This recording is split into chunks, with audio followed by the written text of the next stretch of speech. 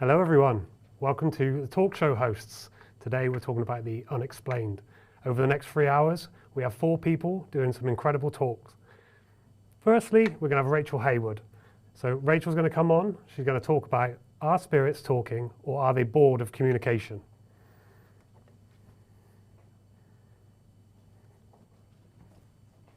Thank you, Kev. No problem.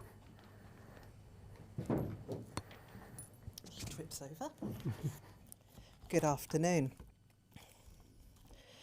One evening in the late 1950s, some 10 years plus before I was born, my parents put my 2 brothers, aged 18 months and 2.5 years, to bed, as they did every evening. My parents were blessed with 2 boys, and then later myself, who slept throughout the night. We were known and guaranteed to be the 12 hours a night children. Once confident that their sons were asleep, my parents left the house and went over the road to my aunt's house for an evening of food, a couple of drinks and some good company. Apparently they did this every weekend, and in those days this was not uncommon behaviour. Obviously some 60 years has passed since the evening in the 1950s, and the precise time and the subject matter of the discussion of the evening have been lost to memory. But the main event of the night, as told to me by those who witnessed the event, remains fresh in my memory. At some point during the evening, and much to the surprise of my parents, my aunt produced an Ouija board. Again, I must state that I do not know when in the evening this occurred, or how the session on the board progressed. But what I have been told is at some point the planchette took on a different character, and with some force deliberately spelt out the words, "Go home," and then, "Your children need you." Somewhat astounded, and as I am told, if only to prove the messenger wrong, my parents returned home to check on my brothers. To say that their arrival was timely was putting it mildly. Both boys were not only wide awake, but in serious difficulty. One of my brothers had managed to get underneath his mattress and had his head wedged in the slats of the cot base, whilst the other had almost succeeded in getting out of his cot. However, he had become trapped between the 2 cots, and my parents found him hanging by his chin, his feet dangling, unable to gain purchase. Both boys were instantly released from their predicament, and knowing my father, I expect some strong words along the lines of, "and this time stay asleep," were said. Nevertheless, the truth of the matter was that had my parents not heeded the warning on the board, both boys would have probably suffocated. Over the years, I've thought on this family story many times. Could my aunt or my parents have manipulated the planchette? It is a possibility. But the probability of that message on that particular evening, the first evening when my brothers had woken, would be incredibly high. Could it have been telepathy? Again, it is a possibility. But the preciseness of the words spelt out on the board were far too grown up for a toddler to have expressed. This brings me to my third thought, which is, could a spirit have manipulated the board to warn my parents? My mother always believed that it was her grandmother who spelt out the warning, and nobody in the family ever contradicted her, and out of respect to my mum, I won't either. I had heard this story from my family before the film The Exorcist was released, but until the late 1970s, when I first watched the film, I didn't even know what an Ouija board looked like. When I first saw Captain Howdy communicate with Reagan, the image of my parents and my aunt using the board, their fingers on the planchette, made me smile. I could not for 1 second imagine my father, and it astounds me to this day that he did. Maybe the fact that the most unlikely candidate to use a board used it and was part of a session that saved his children's lives enhanced my interest in the board and its history. Initially, the local library answered a few of my questions, but it was not until the internet came into its own that I was able to truly fully research the origins of the good luck Ouija board. There are, it seems, many rules for using an Ouija board, and most of the rules seem to be about not using it in an environment that could lead to a heightened state of fear. Just a few of the rules that I have found on the internet include that you must never use it on your own. You must only ever use it in the dark, and you must never, never, never, never use it in a graveyard. Then there are the belief systems, which have led to a different set of rules, some stating that you must always open the board before use, and then definitely close the board afterwards. This is to ensure that the spirits do not use it as a portal and gain entry into our world after the board has been used. For me, my only rule has always been at the end of a session to simply say goodbye. Regardless of whether or not you apply any of these rules when using the board, the one obvious issue with using it is its notoriety for misuse and easy ability to manipulate the planchette to spell out whatever you want. For the past 10 years, I have run a small team of investigators who can be found under the name of R.O.P.E, Researchers of Paranormal Events. We have frequently used the Ouija board on our investigations, but only ever use it with ourselves or with people we know and trust. Many years ago, at an event investigation, I once watched a young woman use the board, and she was clearly pushing the planchette. When a woman left the table in tears because the board had spelled out that her father had had an affair, I had seen enough and stepped in. It transpired that this young woman was in fact a minor and the daughter of the owner of the location. Once, in very strong terms, I had explained to her the potential consequences of her actions. She apologised, not only to me, but to all concerned, and left in tears. And this is the true danger of the Ouija board. It is not what might or who come through, but whether or not the users are trustworthy enough not to manipulate the board for their own malevolent entertainment. So then there are two questions which I feel must be answered. Firstly, does the board actually work? And if so, how do we prove it? In my opinion, the Ouija board is a tool that can be used in a paranormal investigation. It is no more or less reliable than a spirit box, a K2 meter, a geoport, an interactive EMF teddy bear or doll, automatic writing or transmediumship. Indeed, I once witnessed a transmedium allow the spirit of a well-known male inventor enter her body. Afterwards, when she regaled her experience, she was told that the character that she had described was completely different to the character of the gentleman, and whoever had spoken through her certainly wasn't him. This medium had, earlier in the evening, admonished me for using such a dangerous instrument as the Ouija board, as I had no control of who or what may come through. Evidence would suggest that neither did she. The Ouija board evokes a very strong response in people, and these can be collated into four loose categories. There are the non-believers.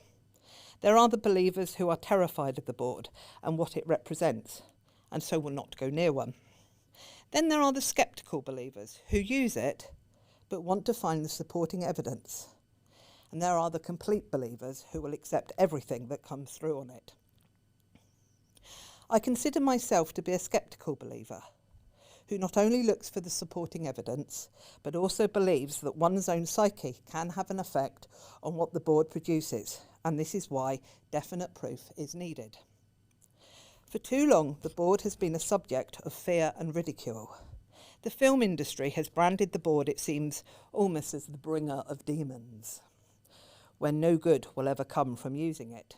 In fact, if you watch the films that include an Ouija board, a terrible death will await virtually all those who use the board.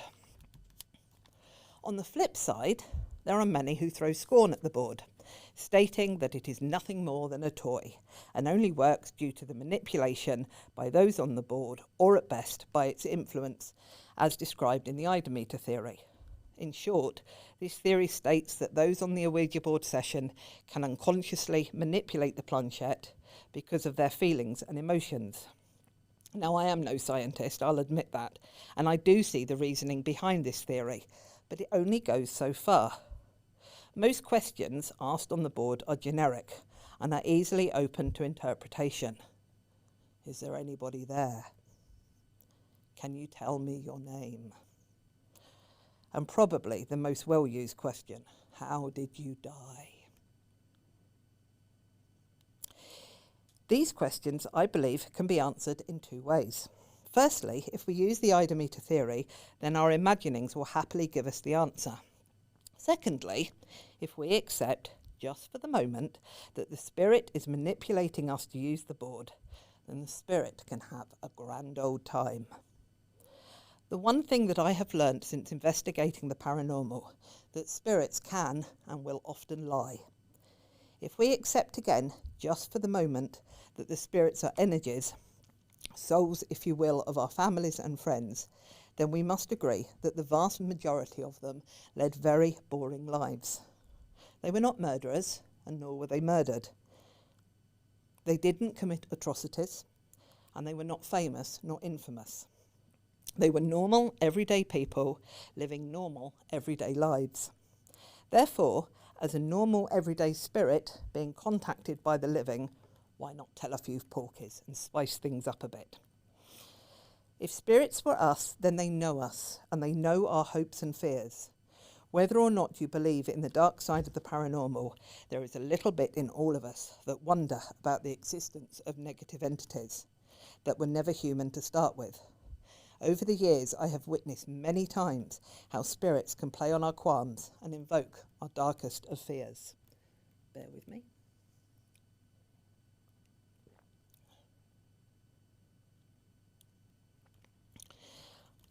Therefore, whether we are trying to disprove or prove the iodometer theory, the evidence given to us on the board and the knowledge that we acquire through the Ouija board we must set some form of parameter that we can measure the responses by.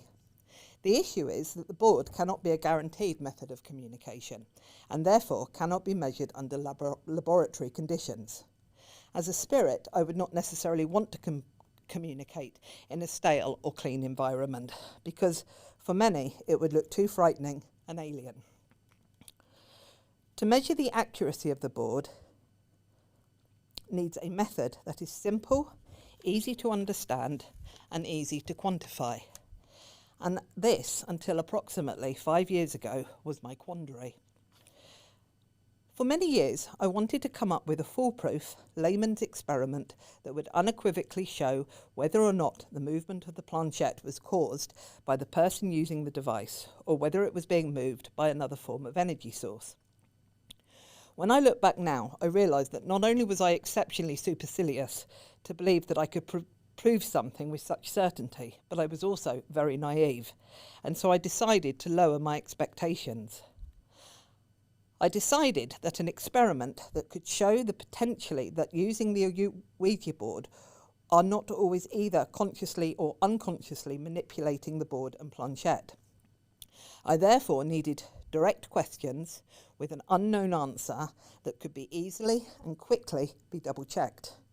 An easily repeatable experiment that could be quantified and verified and have no grey areas. Now, I would love to be able to say that this idea came to me in the dead of night or whilst using an Ouija board. But the truth of the matter is that the idea, like many others, came while sitting on the lavatory. While sitting there pondering, a vision suddenly came into my head. It was a scene from the Ghostbusters film where Dr. Venkman is conducting the ESP experiment using Xenocards, and slowly thoughts and ideas began to knit together. Those being experimented on could not see the cards, but Venkman could, instantly. If I was to combine the Xenocards with the Ouija board, strangely, the first thing I needed to do was actually purchase a pack of Xenocards. They arrived in time for an investigation at a local public house near the River Severn, and by the end of the evening, we were all astounded with the results. The method of the experiment is really very simple. Lay the 5 main Xenocards, the circle, the cross, the wavy lines, the square and the star, along one edge of the Ouija board. Take another of the same 5 Xenocards and behind your back, shuffle them. You can ask someone else to do this if numbers of people allow. Out loud to the spirits, invite them to help with the experiment. Explain that it is a very simple card experiment. Direct their attention to the 5 cards laid out on the board and that you have the same 5 cards behind your back. Choose one random card and hold it up behind your back, ensuring that neither you nor anyone else living can see the card. Invite the spirit to look at the card you're holding and ask it to match it to the card on the Ouija board. After showing the card to the spirits, lay it face down on a non-reflective surface, ensuring that neither you nor anyone else can see the card. What happens next can and will vary. What you're hoping for is that the planchette will move towards a card and match it to the one, hopefully, that you have placed safely down on the surface. Before checking the card, ask the spirit to confirm its choice by moving the planchette again to the corresponding card. Once it has confirmed its choice, turn the card over and see if it matches. Repeat it a minimum of 4 times so that you can work out an overall percentage. That evening, when we first trialled the experiment, the spirit of a young man called Terry came through. Following the above method, we asked Terry to identify the card, and 4 out of 5 times he was correct. For the last 2 correct attempts, a member of the team that we had joined chose the cards while standing at the other side of the pub, which had a partition wall between us. He was watched by another team member choosing the card, and they confirmed that neither had seen the card. On each attempt, Terry chose correctly. Only on the last attempt did Terry make a mistake and choose incorrectly. I believe that this was because such was my delight at the experiment being so positive that my joyous shouts brought the rest of the team down from the upstairs area, causing a change in energies. I have been told, although I have yet to hear it, that when I asked Terry why he could not identify the last card, there was an EVP response that said, "I could not see it." With the exception of the downtime due to the pandemic, we have attempted this experiment at virtually every location we have investigated. But I must stress that the vast majority of the experiments have only ever been recorded on audible devices. If I'm honest, we've had very mixed responses, from 100% accuracy in multiple locations to 100% failures and multiple non-responses. In the case of the non-responses, we have voided the experiment, and these cases have not been included in our findings. The first year, our results showed a 54.54 success rate, which not only were we astounded at, but we were also amazed, as this rate was higher than the recorded rates of 32% that were recorded during the Ganzfeld experiments that were held in the 1980s. Over the past few years, the rates of success have dropped down to around the 30% mark. This does not surprise me, as we have conducted the experiment fewer times due to a change in the types of locations and investigations that we have explored. Though, even with this taken into consideration, I remain surprised, as the figures are still in keeping with the Ganzfeld results. However, there are some results and incidences that have occurred that have not been included within the figure.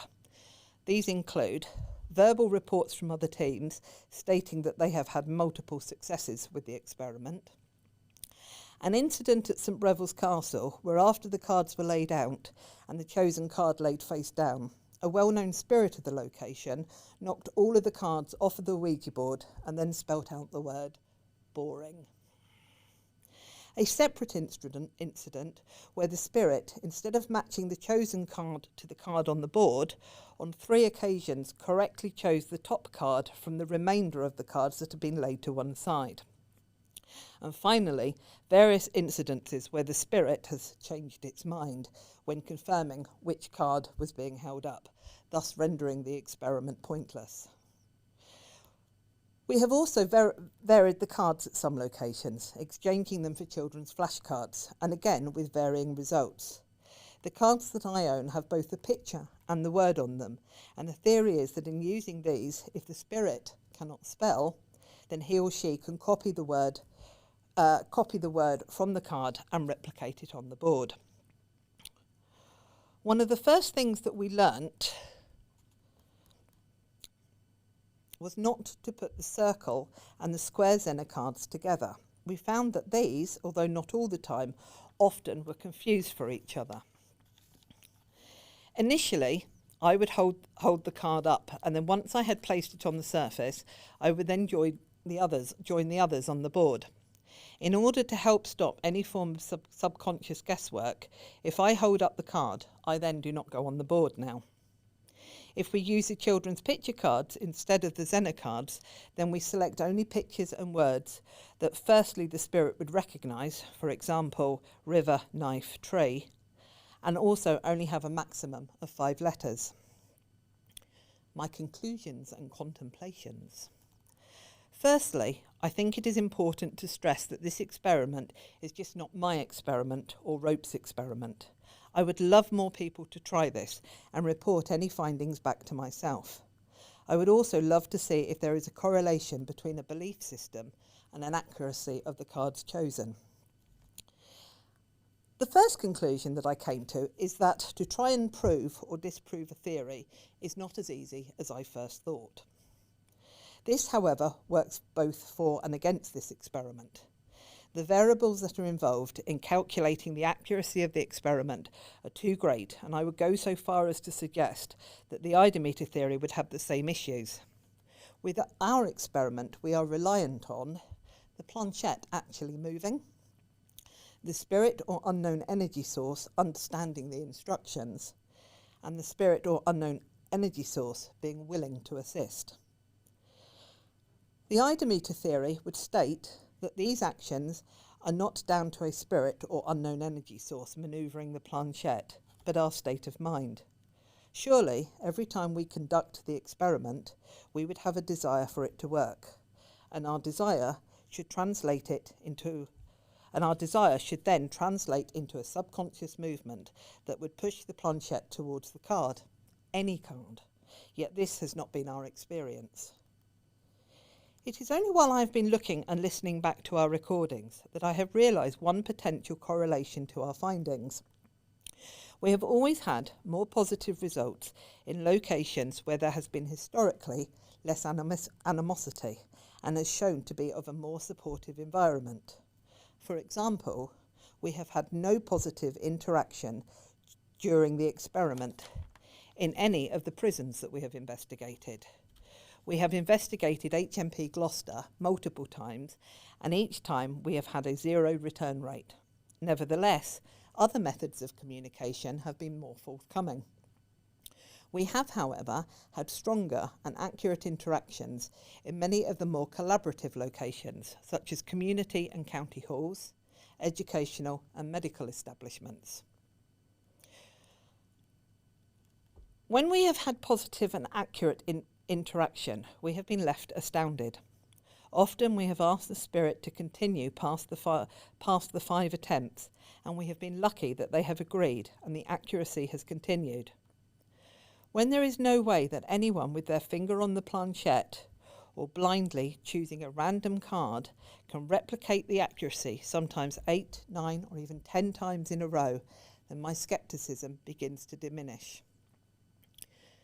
My final conclusion is one that may cause some discord. Since commencing with this experiment, R.O.P.E. has, on various occasions, allowed other trusted investigators to join them on the board. One notable occurrence has happened.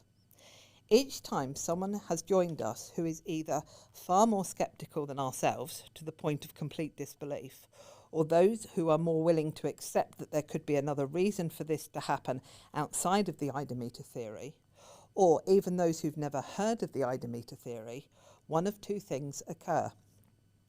With the highly sceptical individuals, the Ouija board ceases to work. And with the more open individuals, there has been more movement from the planchette, and therefore a higher rate of accuracy when it comes to the Zena card experiment. I find it strange that one individual would have such an effect on the Ouija board session. Would the highly sceptical individual be subconsciously able to use the eidometer theory to hinder any message coming through from an outside source? Or would their general negativity impact on the session as a whole? This seems to be a regular occurrence, not just on Ouija boards, but within the paranormal as a whole. The more sceptical the individual, the less paranormal activity they seem to witness. Maybe we should change our stance and become less sceptical and more objective. After all, those of us that are living tend to communicate more with those we know we will get a response from. I'm sure you would all agree that a one-sided conversations are bloody hard work. Finally, I believe that we will never confirm the accuracy and true accuracy and authenticity of the Ouija board. But I do believe that there are times when a spirit or a source of energy from the outside of our consciousness and understanding can manipulate the planchette. I and many others have witnessed too many times far too accurate a piece of information come through on a board that was not known by those taking part. How the spirits do this, like many other things, is outside of our understanding, and whether or not they want to convey the truth is another matter entirely. To underpin this, I would like to share with you an experience that a close colleague of mine experienced very recently. This is not my words, but the words of Michelle Evans. This was quite recent. I went for a reading with a medium who used the board. Before I went, I was getting ready, and I said out loud, "Okay, Spirit, if you're really here with me now, here is a word that I would like you to get into my reading at some point tonight." I chose a word that wasn't obscure, but could play a part in my reading. The word was addict. The reading progressed, and not a sign of the word, although lots of info did come through that I could certainly take. The medium was about to close and asked if there are any final questions I wanted to ask. So I said, "Spirit, what was the word I shared with you earlier as confirmation?" And the planchette moved and spelt ADDICT. Although Michelle feels strongly that the experience was spiritual, she ends her account with the question, was it me, or was it indeed the work of the spirit who had been around me all day and into the evening? We will never truly know. I shall end with a quote from Shakespeare's play Hamlet that my late father used to use and would have thought quite appropriate for this topic. "There are more things in heaven and earth, Horatio, than are dreamt of in your philosophy." Thank you very much for your time.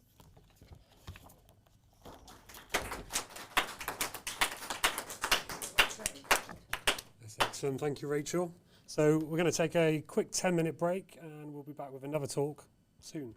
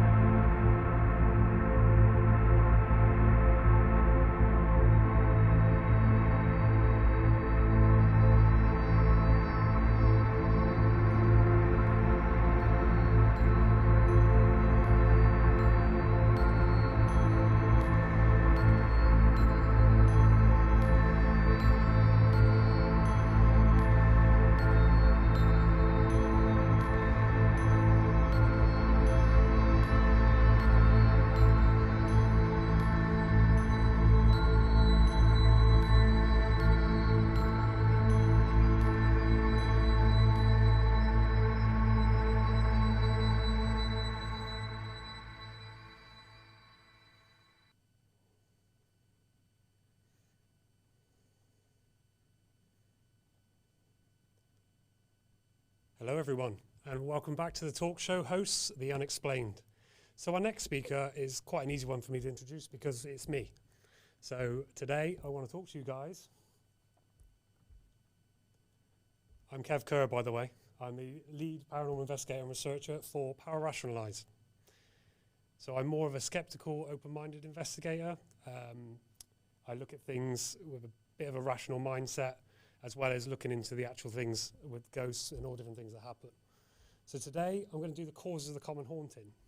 So this is something that I come across quite a lot in what I do. I do a lot of residential investigations, and there are many causes of a common haunting. So there are mundane causes, really interesting causes, and some very strange causes. I put together all of this really to explain my experience as an investigator over the years and to hopefully teach that maybe the paranormal is just quite normal. These causes I'm going to talk about are not just causes on their own. They usually work together.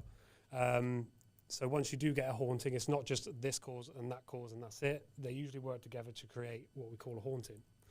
So firstly, I want to talk about something that is important to all of this. It's a foundation mostly, and that one is paranormal belief. So unfortunately, there are no real official up-to-date statistics about paranormal belief, especially in the UK. The closest average of these surveys I can find is about 1/3 of the population believe in ghosts of some form. As many paranormal investigators will agree, a lot of people report hauntings every year, so via email, telephone to different investigators. And that doesn't include those who go to the emergency services. They have contacted us quite a few times for information in these situations. So you see, belief can cause it's a blurring between the rational thought and imagination. It allows the individual to jump to a paranormal conclusion over any kind of everyday explanation. So it's important to stop, think, and assess those situations when they occur. This can be aided by diarising the events, the time, the locations, and especially just getting the details accurate. So doing this can bring forward a much more mundane explanation and essentially extinguish an apparent haunting before it becomes an issue. These beliefs can be formed by our culture, they can be formed by our upbringings, and most definitely helped along by the media. So, the movies. Today's world is filled with horror movies and horror series on demand. We all watch them. We watch them for the entertainment, and we also get a bit of a buzz when we do. Today's producers and writers have a talent for making these scarier. They put occurrences together with the everyday, and then they put something scary right into the middle of them. It's an effective technique mastered by Alfred Hitchcock that added a psychological aspect to his films and connected the viewers to the characters and most importantly the situation. So back then it was quite pioneering. Today it's just used as a standard. So if you think you're brushing your teeth in a mirrored cabinet door and it's open and then you close it. You see, I believe it's an American Werewolf in London. And then you close the door, voila, there's a ghost or spirit sat behind you, something to make you jump. It's a cliche, I know. So you're watching a film and you get the feeling that something's going to happen. And then at this point, it's kind of an instinct. So these situations are cliche, and most writers nowadays are not doing it just to surprise the viewer. These things stick with us and they become a very innocent trigger. In this case, the mirror closing allows our brains to jump right back to that moment in the scene, but this time it happens to us in the safety of our own home. So from these media-fueled ideas, we have the beginning of an apparent haunting, which can then spiral out of control. So another cause of the haunting can be the paranormal reality TV shows. So these put forward a perception that these apparently haunted houses or locations are indeed so haunted that you can easily just go in, ask for phenomena to happen, and it just happens. This perception means that people sat in their own homes feel it's that simple, when in fact ghosts aren't just waiting to be interacted with. So let's make a point. So I'm going to ask out in the studio today, any ghosts or spirits in this building, do they want to come and interact with me? And I assume we're still going out live, so all is good. So it doesn't really work that easily. So a strange idea that can come across when watching these types of TV programs is you can allow the ghosts to enter your house because you are watching them. I feel this stems from the age-old stories fueled mostly by the movies that Ouija boards or communication techniques allow a spirit to step into our space. Sorry, Rachel. So this tends to leave a vulnerable viewer feeling even more vulnerable. After watching these, they begin to spiral into what they believe is an apparent haunting. Those who truly investigate the paranormal, those that know that these TVs represent, it's kind of far from the reality of things. And I like to put that forward as much as I can, but it's best not to mention that too much, as it ruins the reason why people watch them in the first place. So, stepping away from the fantastical and then back into the everyday, an important cause of an apparent haunting is our humble abodes. These really are our worst enemy. If we are even slightly worried, we have a haunting. So the creaks, the random bangs, the strange noises, the doors seemingly swinging open and shut on their own, the decor in some cases, the age of the building, the history, even the people who occupy them. So the most important is actually the length of time someone has occupied the building. So we have the new house effect. This is a term used by the ASSAP, and in all honesty, it's exactly what it says on the tin. The new house effect kicks in when a member of the public either moves into or vacations in a new building. These buildings are somewhat alien, and the individual's every knock, bang, creak has no explanation, which leads to our brains making some very strange connections. They have never heard the heating or hot water kicking in, the usual expansion and retraction of the pipes, and from the temperature changes, or how the wind circulates through the inbuilt ventilation. All of these things happening in a strange place can make our brains go into a protective mode, and this calls upon those pesky movies and TV shows to tell us exactly what's happening. So the old adage, it's all in your head, comes to mind. That's not completely true. Our environment, our health, our upbringings, our houses, our habits, our instincts all have a part to play in an apparent haunting. Our brains and senses really cannot be trusted. We feel like we have to have complete control of what our brains do, but that couldn't be further from the truth. If we did, we'd be completely exhausted, constantly consciously aware of every reaction, everything going on around us, every thought process, every movement, every sensation, every heartbeat or breath. The brain is actually in charge of us. It makes the first decisions. It learns very quickly about our surroundings with one goal in mind, and that's survival. It sees the world it feels and experiences through understanding of emotion and others, and creating a controllable arena to work in. Try standing on the edge of a cliff. Not literally, I'm not telling anyone to do that, but think about trying to stand on the edge of a cliff. Your brain will kick in, either subconsciously shouting for you to step away, or physically throwing you to the floor behind you. These are not conscious decisions. The brain will fight the conscious thought. The conscious thought process is secondary, and that one requires a lot of work to override.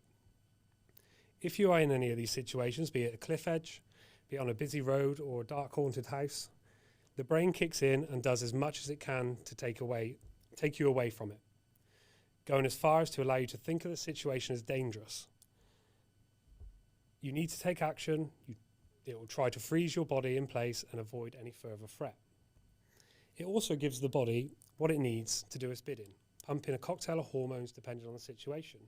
An example of this is called hyperarousal. Hyperarousal is a very interesting phenomenon. It kicks in when you're in a place like a haunted house or stood in front of a perceived haunting. This works in line with the fight, flight, and freeze response. It's important to stress there's a scale involved with this. Some people it can be completely debilitating, especially if you suffer with PTSD, but in other people it may be a very small mental response. For what we might experience when we state the majority of these symptoms, it will be as follows. Our heart rate increases. The hair on our extremities stand on end. We might sweat. Both of those will give you an impression that the temperatures have dropped. We get an enhancement of hearing or vision. Oxygen demand can increase, which increases the rate of building and makes it difficult for us to catch our breath. We get heightened anxiety, which creates a feeling of being watched. Our skin becomes more sensitive, which can add to the feeling of being touched. These effects can cause the individual to believe they're being affected by something or a threat is imminent. Plus, the heightened fear makes the brain respond in very different ways, including negatively impacting memory of any situation and causing invasive thoughts about what the threat might be. There's no denying that it can be stressful for any individual, and a perceived haunting could quite easily stress a person out. These situations can be distressing, and none of us are free from stress in our everyday lives. Stress itself can bring forward issues with any individual in many different ways. It can worsen the effects of anxiety or bring forward underlying mental health issues. These can include forms of psychosis, be it auditory or visual. These hallucinations can easily be seen as real and cause the individual a lot of distress, especially if it is a new symptom or a diagnosis that hasn't been received before. This effect can spiral because the hallucinations and anxiety cause even more stress, especially if an individual believes that they are experiencing a haunting. Sleep. So another quite prominent cause of a haunting is a very unhealthy sleeping pattern. We readily accept that sleep is a requirement, but just like stress, lack of sleep can cause a vast array of mental and physical effects. Without it, we are susceptible to many of the causes of a haunting. This is not because lack of sleep causes a haunting, but lack of sleep brings forward a vast array of psychological factors that can be misidentified as a haunting. Exhaustion is not a good place to be. And to be in it, with the position the sufferer is in, can suffer much more of hyperarousal, and it could get much easier because it can cause hallucinations, lack of reason, detachment, feelings of dread, feelings of hopelessness. All these things can brew a perfect storm for a haunting to occur. As well, some strange phenomena that will solidify the idea that as a haunting is taking place. This wonderfully long word is hypnagogia.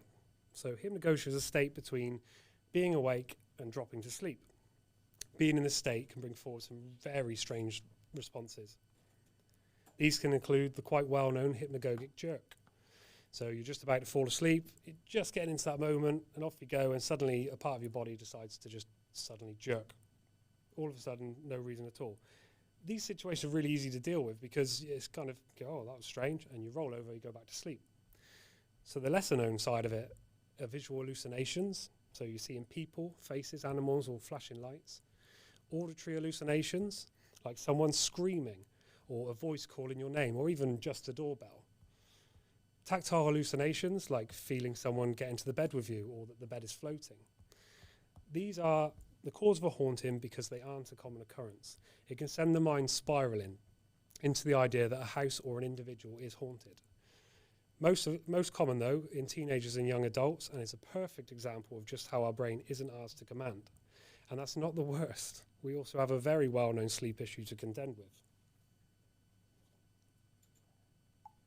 So sleep paralysis, a lot of people have heard of this. You wake up, you can't move, you can't shout out, you have a feeling of a heavy weight on your chest. And suddenly you realise there's a shadow person standing at the end of your bed with red eyes staring at you. Or an old hag sitting on your chest. You could have alien greys stood around you examining you. Or even worse, you could be forced into a sexual situation with a demonic entity. It's a terrifying episode. What's even more scary is it's quite common. In fact, everyone is likely to experience this in some capacity at least once in their lifetime. Others, it's experienced often since they were teenagers. This phenomenon is a cause of at least 40% of the residential cases I deal with. It's caused mostly by the lack of sleep, stress, and the majority of things we've already spoken about. It is harmless, but terrifying. No one would willingly want to experience this. But that's not actually even the worst experience that can come from sleep. So something that actually genuinely terrifies me is hypnopompia. So hypnopompia is an incredible state that we reach while we're waking up from sleep. In some people, it just be minor sounds or visual stimuli, only happening briefly, but for others it can be debilitating. These hallucinations are genuinely scary, and it comes as no surprise to me that these people believe they've had a major paranormal experience. To help explain the extent of this state, I usually turn to Oliver Sacks' books, Hallucinations, which gave an incredible example from Donald Fish, who was a regular sufferer of hypnopompic hallucinations. And I will warn you at this point, some of this is quite upsetting. So he says, I wake from a calm sleep and perhaps a fairly normal dream with a shock. And there before me is a creature that even Hollywood couldn't create. The hallucinations fade in about 10 seconds and I can move when I have them. In fact, I usually jump about a foot in the air and scream. The hallucinations are now becoming worse. I now have about 4 a night. I'm now becoming terrified to go to bed. The following examples are what I see. A huge figure of an angel standing over me next to a figure of death in black. A rotting corpse lying next to me. A huge crocodile at my throat. A dead baby on the floor covered in blood. Hideous faces laughing at me. Giant spiders very frequent. Huge hand over my face, also one about 5 feet across on the floor. Drifting spider webs, birds and insects flying at my face. 2 faces looking at me from under a rock. Image of myself, only looking older, standing by the bed in a suit. 2 rats eating a potato. A mass of different coloured flags descending onto me. An ugly-looking primitive man lying on the floor in tufts of orange hair. Shards of glass falling on me. 2 wire lobster pots. Dots of red increasing to thousands like splattered blood, and masses of logs falling on me. As you can tell, that's a trustworthy brain up to no good again. You can see the variation and randomness in these hallucinations. The brain is a creative organ, but imperfect at best, with no fear of terrifying you if it needs to. I hope by now it's not surprising someone might be on the phone to the emergency services, the local media, or even a priest if this is happening to them. So, stepping away from how the brain isn't always your friend. And I'm sorry I've got to be the one to go on a live and discuss dishonesty in that sense, but it is a very human trait. We have to face that difficult truth. Some people lie about these situations. It's important to be able to decipher when it comes to a haunting. Individuals like to claim they have a haunting for the attention or sympathy it brings, the notoriety, or even the financial gain. The general public can be easy to manipulate and easy to misinform. This is due to the majority of interest coming from the need for it to be real. A need to know our family or friends who have passed are still there somewhere. A need to know that our lives continue once this one is over. Or even just a fear of understanding that our time here could be limited. People know they can profit from these fears and interests. Or they can find acceptance in themselves to claim that they have an ability or in some way they are different or special. Or even just fearless or cool because they chase and hunt down ghosts. This dishonesty is damaging and can lead to vulnerable individuals believing they are experiencing a haunting when really they are just in the hold of a clever manipulator. So I kind of had to talk about them at some point. So ghosts. Let's say the spirits of people who have passed still live in our homes. Let's say that entities come from an unknown dimension, invade our personal space. Let's say something that shares our time and space is watching us sleep, or even worse, interacting with us. When we remove that need to believe, what is the likeliness really? So can it be documented properly? Can we communicate effectively with them? Can we interact with them like they apparently do with us? In all honesty, for me, the evidence doesn't really add up. We have personal experiences which rely on our brain to record correctly the ghost stories which allow our brains to rely on flawed information. That's not evidence for an afterlife, multiple dimensions, or shadow people. After years, I've not really found anything concrete enough to make me a believer. I do enjoy looking and discovering, and I feel that what I have found certainly could go under the label of strange and unexplained. I think at this point, it's probably good to mention that ghosts can be fun. They've been a part of history almost as long as we've had history. There is nothing better than a good ghost story around a campfire or sat with friends in torchlight. It's a rush when the adrenaline kicks in and that hyper-arousal begins, and that can be fun to begin with. I still enjoy all these things, albeit it's much more difficult after a couple of decades of trying to find explanations. But make sure you enjoy it, whatever your beliefs or your opinions. It's also quite good to mention that every case is different. These causes aren't all the answers. Every case is unique.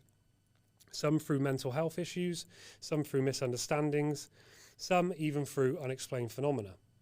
We don't know everything, and honestly, maybe we never will. Above all, we should always do the best for the person negatively affected by these situations, and not what is best for us, our wallet, or our ego. So thank you for listening today. If you have any more questions from this talk, or you're interested in learning some more, you can look me up on Kev Kerr, Paranormal Investigator on Facebook, or you can visit www.pararationalize.org As it says on my profile, I am an open-minded investigator and I pride myself on being approachable. So questions, opinions, healthy debate are always welcome. Thank you.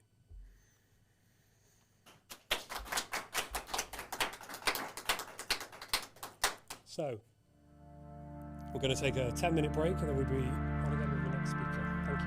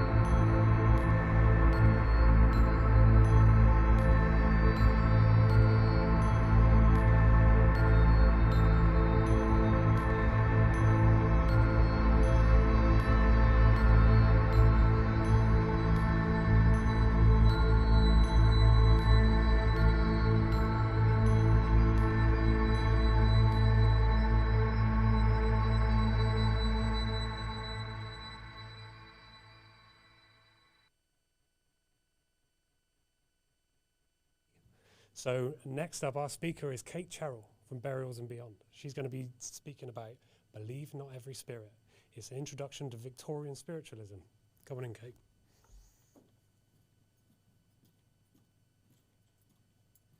Thanks very much, Kev.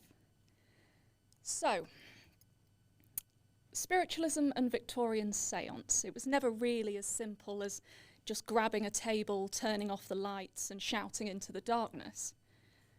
Spiritualism grew from the age of new discoveries. After electricity, evolution and emancipation, why shouldn't the Western world kick down the doors of eternity and contact the dead from the comfort of our own homes? God was favouring the 19th century, sending blessings, developments, and spiritual messengers, at least for those who believed. Now, spiritualism was not a cult, nor was it a singular movement. It was a fractured new religion growing from established beliefs across a great swathe of denominations. Some churches accepted spiritualism as further proof of the validity of Christ's resurrection and the immortality of the soul. Others, less so. After medium Daniel Douglas Hume's visit to Rome, that's the chap who's depicted on the slide playing an accordion within a cage, as you do, he was personally expelled by the Pope, who believed that the tricks of his table turning were actually as a result of demonic intervention.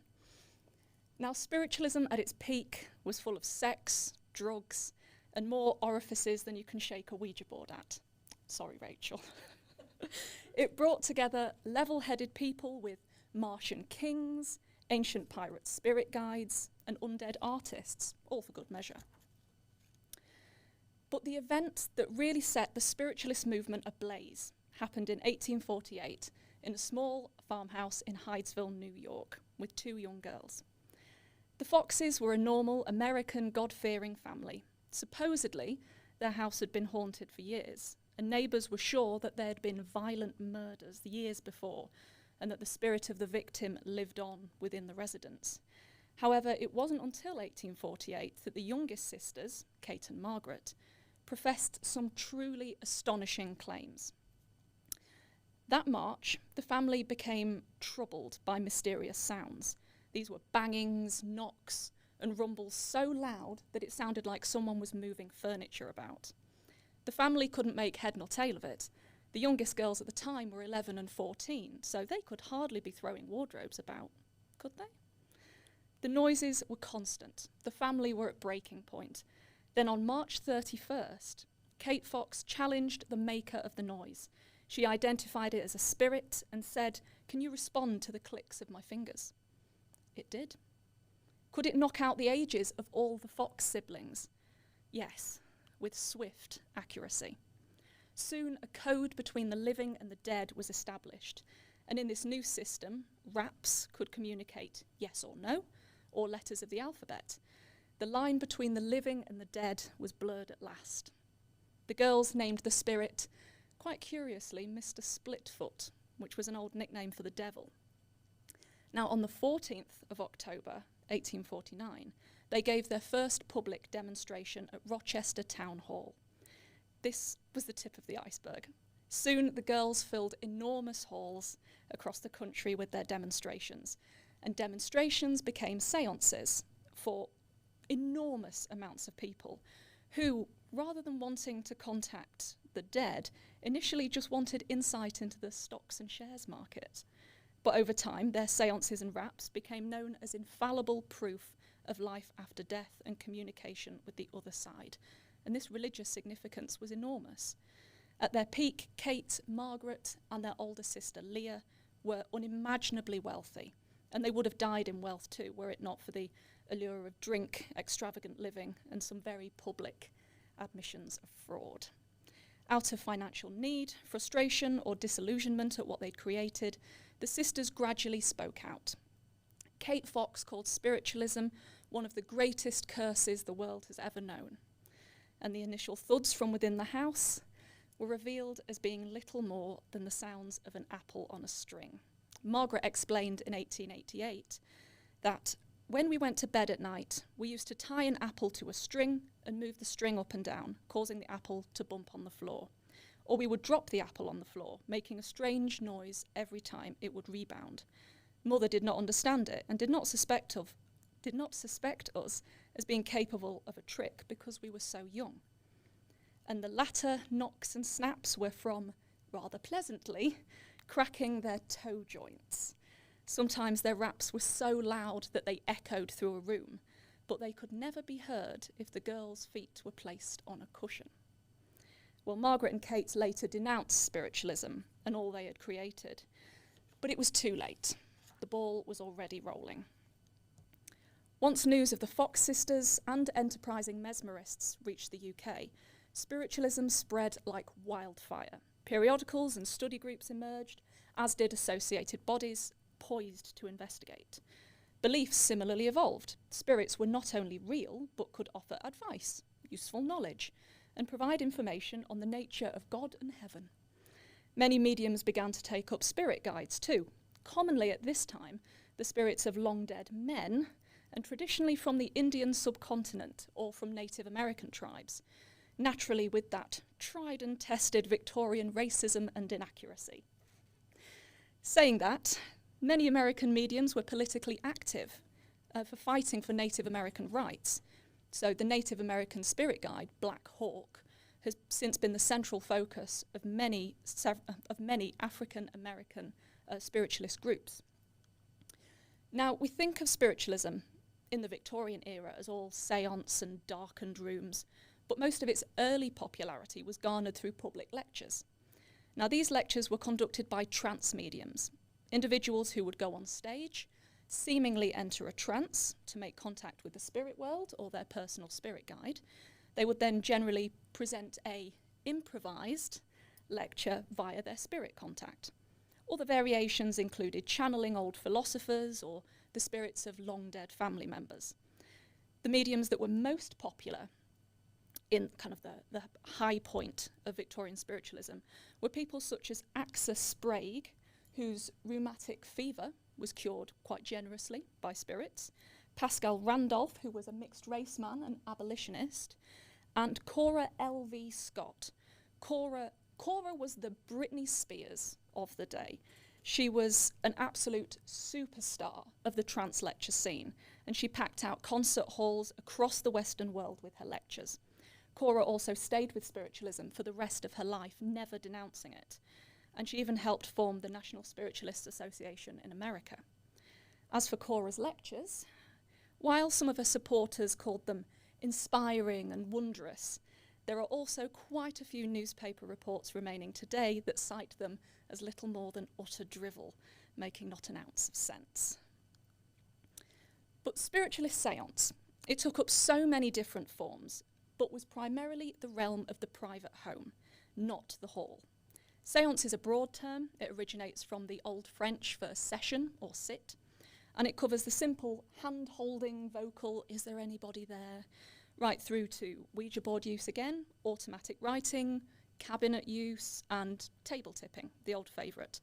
But here's kind of an overview of the most popular forms. So we have basic leader-assisted seance. This is a type of thing that you see on TV today quite a lot with paranormal TV shows, whereby there is one medium and a group of gathered sitters. Traditionally in Victorian spiritualism, these would be split evenly into male and female sitters. The sitters may ask for information from the medium, who may enter a trance, or the medium may give out information and wisdom messages as they see fit. Now, many of these mediums at the time professed to have no memory at all of the messages that they channeled, and so they worked with a scribe of sorts to record events. Now, got a bit giddy there, haven't we? There we go. It's the spirits. Table turning, or table tipping, was one of the first forms of seance to be really popular in Britain. Many invitations were sent out quite nicely by high society ladies who offered high tea, followed by a dash of seance. And now, after all, the table was already there, so once you've had your sandwiches, crack on and get the undead involved. And it's quite a simple process by which spirits can communicate with people seated around a table by tilting and rotating it. And slate writing. This is one that we don't see a lot nowadays. Now, this was very popular and very simple to those in the know. Often 2 slates were tied together or hinged, facing each other. The medium would do their thing, and then by spiritual grace, the separated slates would have writing mysteriously scratched upon them. Of course, this was generally aided by a spare slate or a small piece of chalk underneath the thumbnail. Now, spirit boards are one of the few elements of spiritualism to really maintain their popularity. Before Ouija boards were patented in 1890, spirit boards, or talking boards, were plentiful. There's even reports of spirit boards of one form or another being used in China in 1100 AD. These boards were all of a similar construct. They were a flat tablet decorated in letters, numbers, or symbols. By the use of a planchette, a pointer, or some kind of variation on a magnifying glass, spirit messages could be communicated upon lucky request. And dark seances, they're not really that sinister, they're literally seances in the dark, because the spirits like it, you know. Now, spirit trumpets are my personal favourite. They were incredibly popular in seance, but not often replicated in contemporary media. You never see them in a horror film. After all, there really are few sinister qualities to a trumpet. Now, a trumpet isn't a brass instrument as we know it. You know, there was no Yorkshire colliery band smashing through every seance room wall, but these were tapered metal tubes. One end was placed to the medium's ear, the other to that of the sitters, and voices from the afterlife would emerge from the middle, or even a bit of ectoplasm, if you were lucky or unlucky. And next, spirit cabinets. Cabinets were popular with materialisation mediums like the Davenport brothers, pictured in what can only be described as a large wardrobe. These were, materialisation mediums are mediums that believed that kind of rotating their jackets within a wardrobe constituted proof of the afterlife. Spirit cabinets were essentially portable wardrobes in which a medium would sit, often tied to a chair. The door would then be closed, leaving the medium completely shielded from view, and a whole manner of things would emerge. Objects could fly or be thrown, bells could ring, or ghosts could even emerge, as we can see in that other picture. And briefly, materializations. Ghosts aside, it was commonplace for specialist mediums to manifest enormous amounts of stuff from the ether. This would come from thin air or via a trapdoor, or from the cabinet, or from a large hoop within their skirts. These could appear, a whole manner of things could appear. But the most impressive thing that we know from photography today is our old favourite, ectoplasm. Now, ectoplasm was a manifested spirit energy that would grow from the medium's, let's say, orifice, mainly the mouth, mainly. Arthur Conan Doyle described ectoplasm as a viscous, gelatinous substance which appeared to differ from every known form of matter in that it could solidify and be used for material purposes. Others describe it as light and flimsy. And of course, you could never see it in daylight because it would dissolve, so darkness was always necessary. Now, in many later photographs, ectoplasm is quite clearly a gauze or a cheesecloth which could be regurgitated quite pleasantly by the medium. In other instances, ectoplasm is made from paper, cloth, egg white, butter muslin, or some tip-top masks in a bit of linen, which are my favourites. But ectoplasm was widespread. One Danish medium, and if anyone's feeling a bit squiffy, maybe just zone out for 10 seconds. One Danish medium was caught hiding ectoplasm in his, let's say, back passage. And Mina Crandon and Helen Duncan would both produce ectoplasmic hands. And Mina's, if we can see in the bottom centre, and quite pleasantly above as well, was really just a piece of carved animal liver. But Helen's was my favourite. It was so DIY. It was a rubber glove on the end of a bit of cheesecloth. It's perfect. But from this growing underworld of mediums came superstars of spiritualism, individuals whose fortunes were made on the back of a whispered secret or a ringing bell. Many of the mediums at the top of their game were women, predominantly upwardly mobile, most very pretty, and some just downright bizarre and terrifying. So let's have a quick look at some of my favourites. Eva, I'm going to say Eva Carrière because I did not pass my GCSE French, so I'm taking liberties with that name. Now, Eva isn't technically a Victorian medium. She conducted her first seances in 1905, but she operates broadly within the same tradition, so let's not split hairs. Eva was a French materialisation medium who claimed to have developed mystical powers after the death of her fiancé in 1904. Now, in her 1905 seances, Eva went straight in at the spiritual deep end. She manifested her spirit guide, who was Bien Boa, a 300-year-old Brahmin Hindu, as you do, and Bien appeared in several of Eva's seances. This isn't just conjecture, we know he was there, we have photographic proof. But because we have photographic proof, we also know that in one instance he was a cardboard cutout, and in another instance he was just a bloke in a very unconvincing fake beard, cloak and hat. And a newspaper article in 1906 revealed that this man was actually an Arab coachman called R.O.P.E, who had been hired to play the part of Bien Boa. He reported that he made his appearance into the room via a trapdoor, which was a very, very common trick for materialisation mediums. Because of all the noise that this would make, a lot of seances involved quite loud hymns. So any banging and bashing could quite clearly be covered with devotional songs, shall we say. But Eva remained a really big fan of her handicrafts. For all of her manifestation and ectoplasmic seances, faces could be seen in the mist, as we can see in a few of these, to the right of the slide, very convincing faces that definitely haven't just been Pritt-sticked to her own face. But these were generally, they weren't really lasting to her believers because they were quite quickly identified as current celebrities because their images had been cut out from French newspapers of the time. And the man in the centre is actually King Leopold, so who was living at the time, so no idea how she thought she'd get that past people, but good on her. I think we can admire her for that.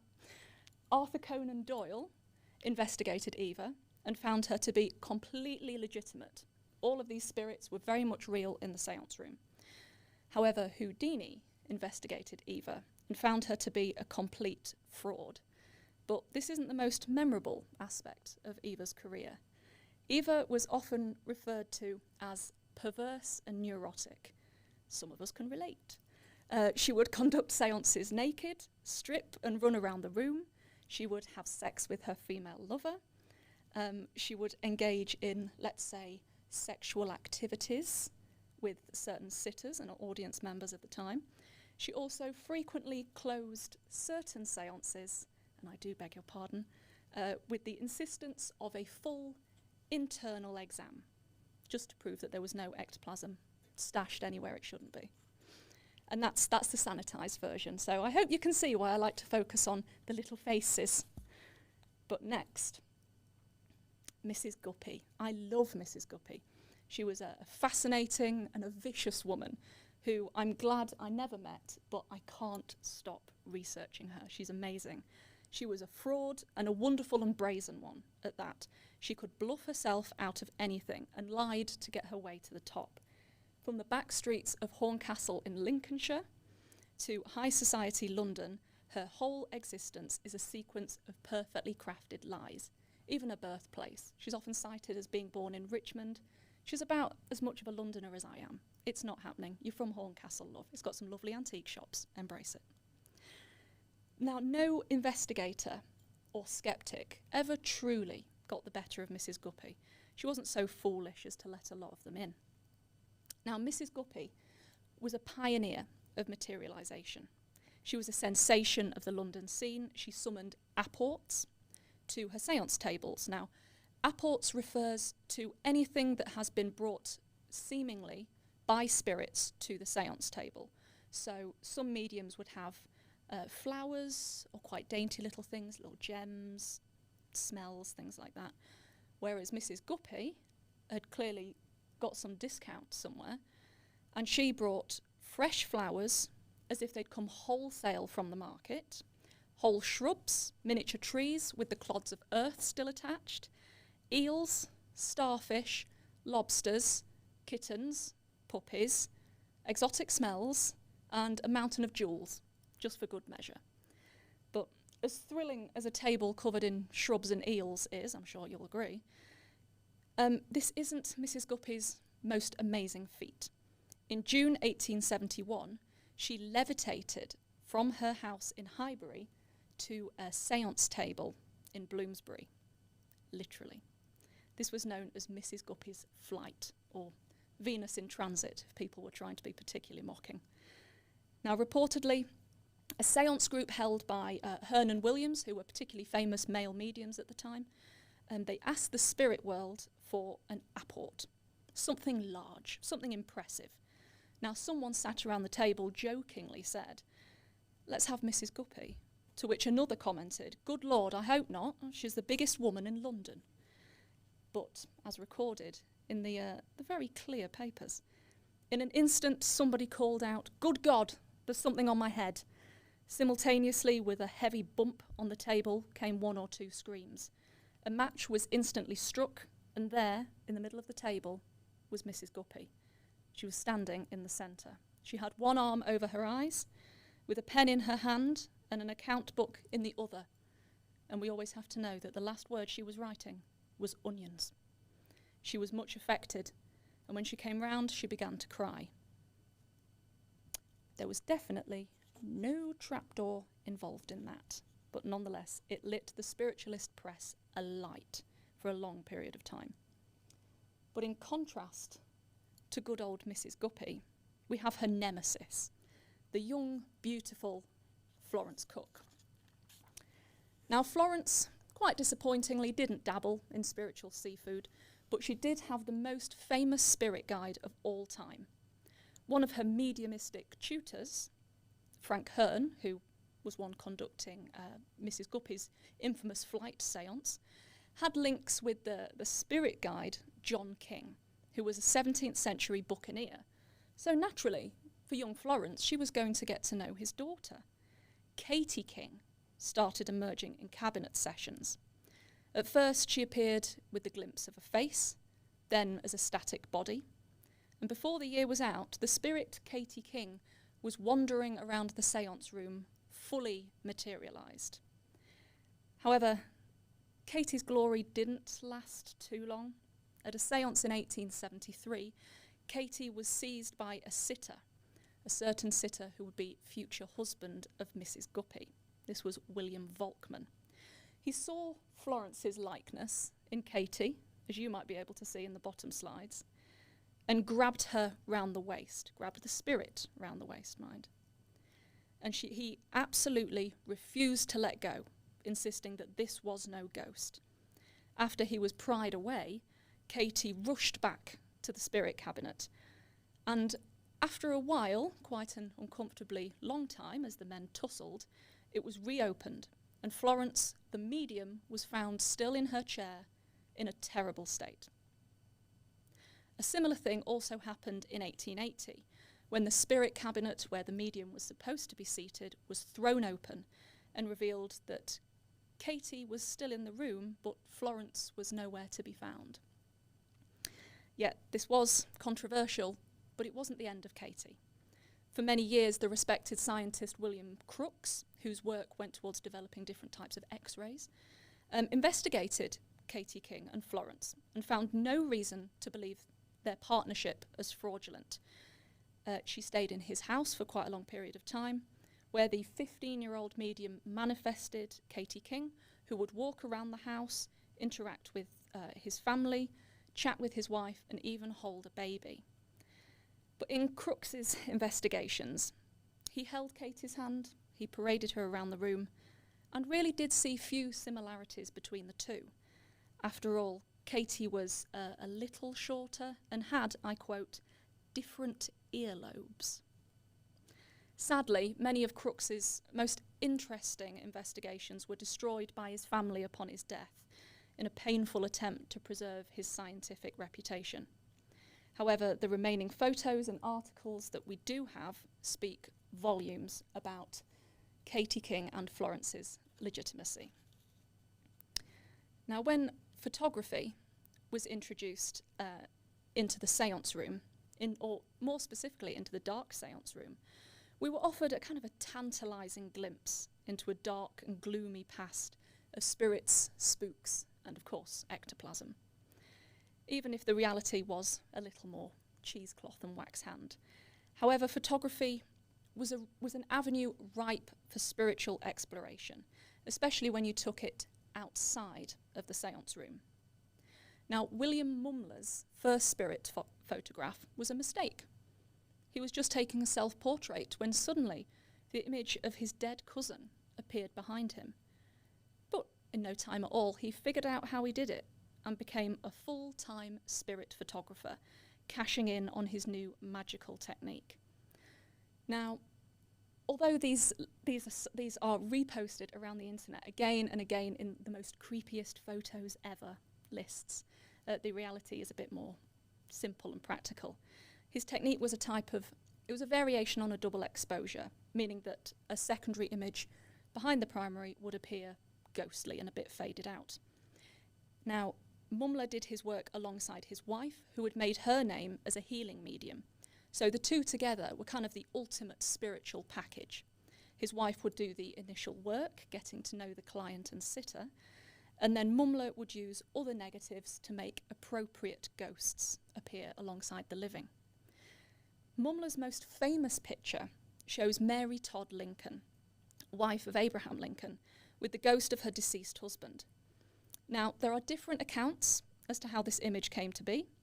According to one, Mary Todd Lincoln was using the pseudonym Mrs. Tundle when she had her picture taken, and Mumler had absolutely no idea who she was, despite her being one of the most famous women in America.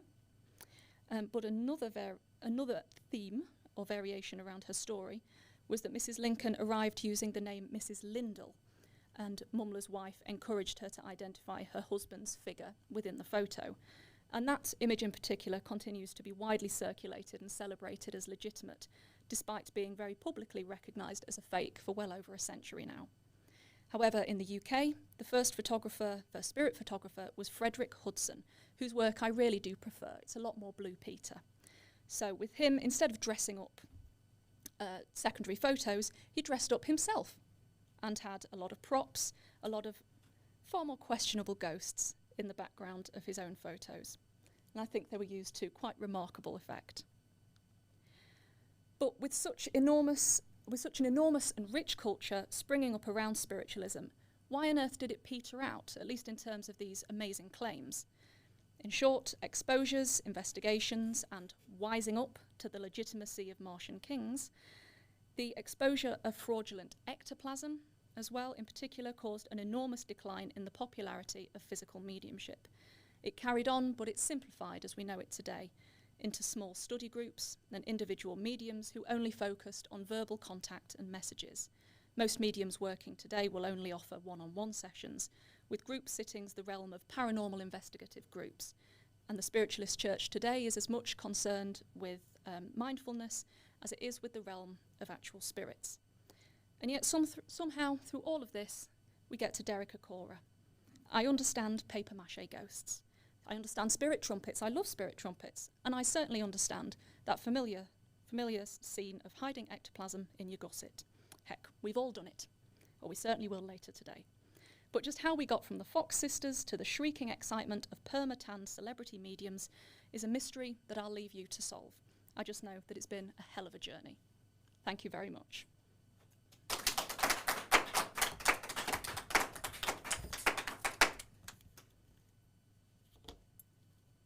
Great, thank you, Kate.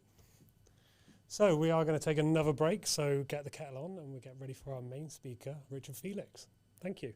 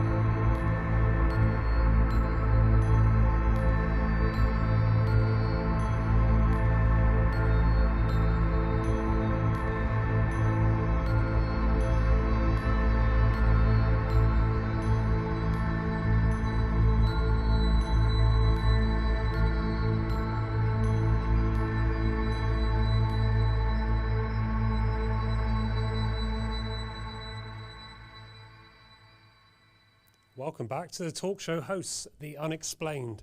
Next up, our speaker really needs no introduction, but it's Richard Felix, and he's going to be talking about ghosts and the church. Come on in, Richard.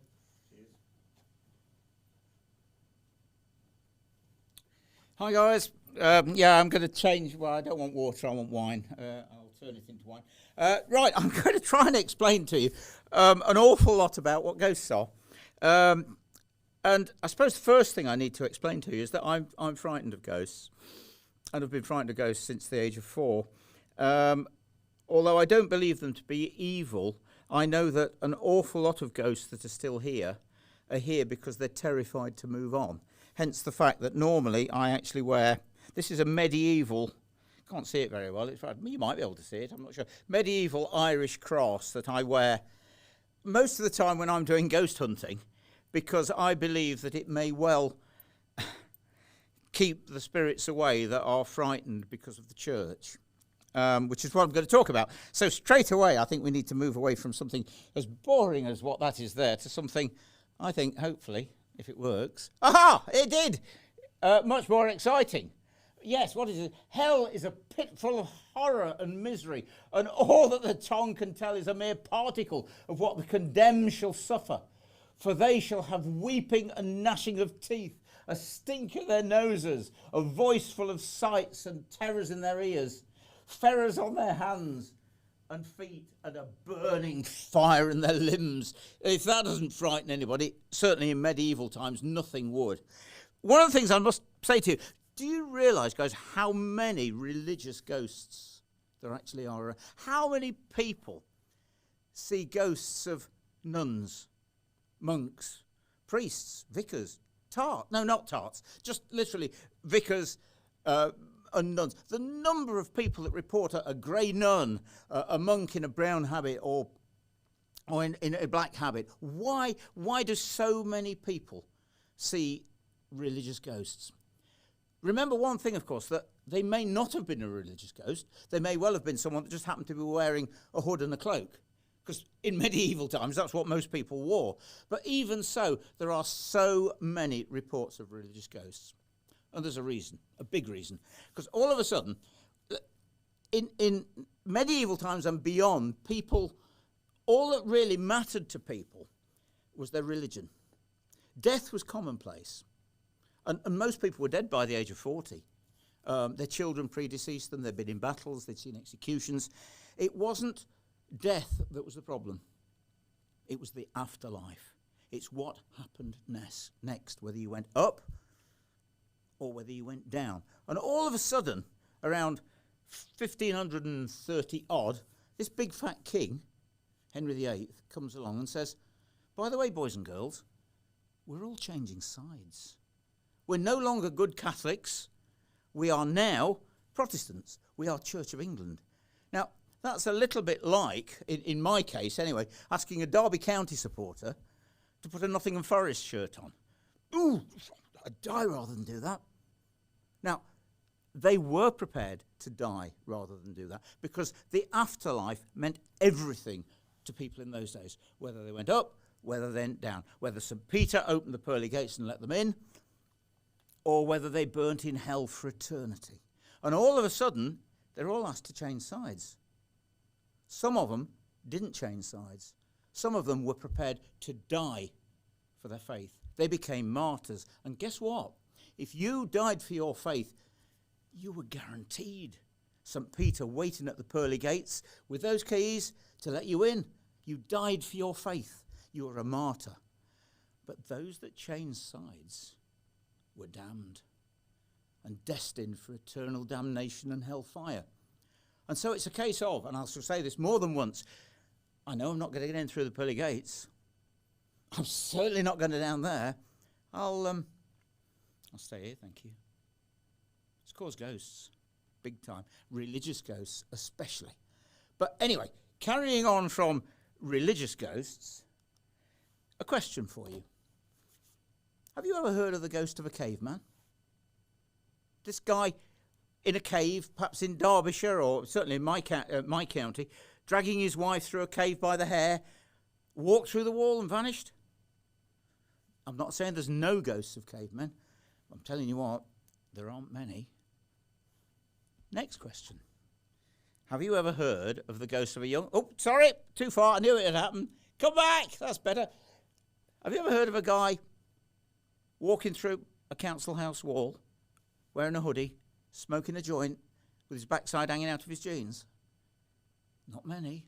I'm not saying there's none, because again, there are modern ghosts, but not so many. So all of a sudden, something happened approximately 2,000 years ago that's caused a lot of ghosts. An awful lot of ghosts. Something came on the scene, not me, 2,000 years ago. Religion, yes, we've always had religion. Literally. I mean, thousands of years ago, we had a religion called Mithras. And it had, would you believe, a fertility celebration every year around April time. It was called Ishtar. Does that sound familiar? Its symbols were bunny rabbits and eggs. Oh, there's nothing new, is there? But no, 2,000 years ago, a new religion came on the scene. Christianity. And the Emperor Constantine, who you see there in York, who was proclaimed emperor in York, his mum was St. Helen, keeper of the cross, a good Christian. He was a pagan, but he realised that mum's religion was going somewhere. And he nicked it. He hijacked it. Realised that it was a good way of controlling us through fear. Oh, good God-fearing man. Why should we fear God? Anyway, he nicked it and he called it the Roman Church. And realised that never mind your swords and your spears, he could control us, the population, literally through fear.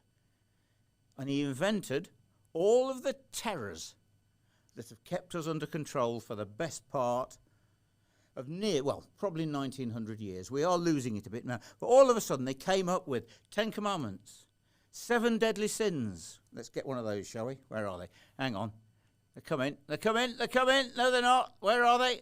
There they are. 7 deadly sins, 4 mortal sins, purgatory, hellfire, damnation, Beelzebub, Baal, the devil, demons, the Antichrist, witches. Oh my goodness. All of this stuff that absolutely terrified medieval man. And so imagine let's go back here. Imagine you've broken one of the 10 commandments. You've committed a mortal sin. Where are you going to go? Do not pass go. Go straight to hell and burn in hellfire. For how long? A long time. Eternity. How hot? Hotter than even underneath these lights here. 10,000 degrees centigrade with gnashing of teeth and ripping of flesh and all the terrors of Dante's Inferno. They were absolutely terrified of all this. So again, as I said earlier, they knew they weren't going to get in through the pearly gates. They certainly weren't going to burn in hell. And they've stayed behind. They're here because they're terrified of hellfire, damnation, demons, the Antichrist, witches, and all of the terrors that have kept us under control. Anyway, what they did next, of course, was they nicked paganism. Because you see, you must remember that we had this religion called paganism where we actually celebrated Mother Earth. We came from Mother Earth and we went back to Mother Earth, which was incredible. And it was a female that was in charge, the Mother Goddess. And all of a sudden, that was wiped out. No more female Mother Goddess. And they had God, so they also had evil. And they chose a Phoenician deity, God bless him. His name was Beelzebub. But he wasn't scary enough. He looks a bit scary to me, but on the whole, he wasn't scary enough, right? So they had to create the devil. That was much more scary. And he had hair and red skin and cloven hooves and a pitchfork and the horns of the horned god, and he was much, much more scary than old Beelzebub was. And then to go with it, of course, we had the devil and we had God, But we also had to have little devils. And they created demons. And they were little devils that whispered in your ears. So if someone was a bit mediumistic, like Mr. Akora or whoever it happened to be, if he was listening to voices, it was a demon whispering in his ear. And of course, guess what happened to them? Yeah, we know what happened to them.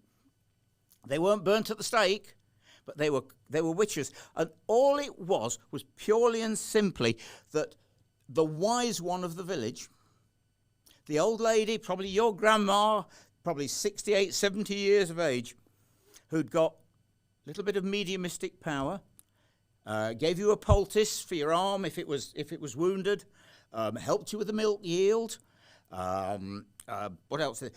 Various things like that. Laid out the dead, helped in childbirth. They were the Wiccan, the wise one of the village. Nothing more than that. Purely and simply the wise one of the village. But the problem was that people in the village stuck to the old faith longer than the people in the town.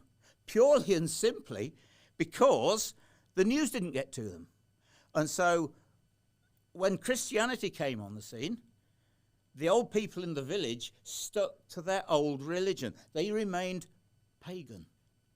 But they had to be eradicated. They had to be removed. And so they changed the name from Witchcraft. Well, I have a glass of red wine. They changed the name from Witchcraft to witchcraft. It was a craft of the wise, of the country people, and even down to the farm workers that were known as villains. Villains. Villains suddenly became villains. They nicked all of the pagan sites. Even the Vatican in Rome is actually built on a pagan site. So they put their churches on top of pagan sites. And anybody that was in the village that remained with the old faith became a witch. We didn't burn them, not in England. Because basically in 1560, Queen Elizabeth made witchcraft in this country a capital offence. So yes, it worked. We hanged our witches in England. The Scots burnt their witches. Europeans burnt their witches. But we didn't. We hanged them. So you think about this. This is the old lady, your grandma, that was nothing more than the wise one of the village, that someone wanted her land at the bottom of the garden, or she was a neighbour from hell. So point the fickle finger of fate at her. She's a witch. She's tried for witchcraft and strangled to death. It's unbelievable. It's so unfair. But unfortunately, that's what we did. Now, the next bit. This is a little bit of proof, because I can't prove that ghosts exist. I know they do. I've spoken to too many people over the last 30 years to know that it can't be true. But this lady here is Queen Isabella, the she-wolf of France. She was actually imprisoned in Castle Rising. Interesting picture there. That's supposed to be the ghost of Queen Isabella, the she-wolf of France. And if you look to the left-hand side of what is believed to be her, you're supposed to be able to see her wolf at the side of her. Anyway, she was a bad girl. She was she wasn't born at all. She was born in France, and she was the daughter of the King of France. But she married King Edward II, King of England. He was gay, but they had a healthy family. But she was knocking off his best mate, who happened to be not gay, funnily enough. And they were having an affair, and they decided that it was time that they got rid of King Edward II. So they horrendously murdered him in Berkeley Castle. By inserting a cow's horn up his rectum and then pushing a red-hot poker up into his insides and literally searing his insides. It took him about a quarter of an hour to die. His screams, his ghostly screams, are still heard to this day within quarter of a mile of Berkeley Castle on the anniversary of his death. She was a bad girl. There's no doubt about it. Not only was she committing adultery, one of the 10 Commandments, but she was a good Catholic, of course, but she had the King of England murdered. That's God's anointed on this planet. She was destined for only one place. Before she died, she joined a Franciscan nunnery, became a Franciscan nun. Why would the Queen of England want to become a humble nun? And she insisted that when she died and was buried, that she would be buried dressed as a Franciscan nun with a veil across her face. Why on earth would she do that? For one reason and one reason only. She believed that dressed as a good Christian, she may just fool St. Peter by getting through the pearly gates unnoticed. King John, another bad boy, he was a Robin Hood and the Sheriff of Nottingham and all that sort of stuff. He tried to take the throne from his brother, King Richard I. And when they opened the tomb of King John in Worcester Cathedral, he'd been excommunicated by the Pope, by the way, and of course was destined, like everyone else, to go to hell. Right? When they opened his tomb, King John was dressed as a Benedictine monk with a sackcloth veil across his skeletal face. Again, where was his trappings of kinghood? Where was his orb and his sceptre? No, he was dressed as a humble monk to get him through the pearly gates. This is real. This isn't mumbo-jumbo stuff. This is what they believed. This is what was in their psyche at the time. Right, so here's me. I drop dead tomorrow. Yeah, okay. Everyone says thank God for that. It's gone at last. And I float up to the pearly gates, and St. Peter's waiting for me up there. And I say, oh, yeah, he's got a list, by the way, people not admitted into the pearly gates today. And I say, his name, Richard Felix. Oh, yes, we've got you down here. Hang on. Wait, do you realise what you did when you were 17? Yeah, didn't know anybody knew that. You did it again at 21. Yeah, okay. You did it again at 43. Yeah, I've stopped doing it now. Honestly. Oh, sorry, mate. No, you're not coming through here. I'm afraid you've got to go down there. Well, I wouldn't want to go up there and be lonely anyway. But basically, so you've got to go to hell. And all of a sudden, this little old nun floats up. Queen Isabella, yeah. Veil across her face. Francis, open the gates, lads. There's Isabella. No, there's this Franciscan nun. It's not Isabella at all. It's Franciscan nun. Go on, let her. You know. And I'm saying, hey, excuse me. Oi, stop. Did you realise what she murdered her husband. She rammed a red hot poker up his bottom. Don't let her. She's in. And I'm still arguing with St. Peter. And all of a sudden, this other guy comes up. Benedictine monk. King John, is it all right if I just pop through the gates while they're still open? Oh, of course, Father. In you go. Guys, this was real to people in those days. They believed it. And poor old King Edward II, there he is. Yeah, he looks all right there. But I tell you what, you want to see the face of his effigy in Gloucester Cathedral after his horrendous death. Anyway, right. So, next bit. I have a phrase that I use frequently, which is laid to rest. Do you realise how important that was to people in the days when most ghosts come from? Right? Laid to rest. What they needed in those days, because of their religion, because of Christianity, they needed 6 foot of English earth, a gravestone with their name on it, their family round the grave, and a Christian burial service to lay them to rest. If they didn't get that, as some didn't, as many didn't, where are they? They're wandering the earth. They're not laid to rest. They're wandering the earth as a tormented soul. And so people desperately craved a decent burial, but some were denied it. Soldiers on battlefields crawled away being severely wounded, died alone in a ditch, no closure, no laid to rest, still wandering the battlefield to this day. Battlefields are one of the most underestimated haunted sites on the planet. Because until reenactment came on the scene, who went on the battlefield? The farmer. the guy walking his dog. But since reenactments come on the scene, reenactors act as trigger objects for the ghosts that are still wandering around, still waiting for closure, still waiting for a Christian burial service to lay them to rest. Because of this, resurrection men came on the scene. This was denying people something very important to them. Body snatchers. In the 17th and 18th century, there was not enough bodies for people to dissect. And so grave robbers used to, guess what? Rob graves.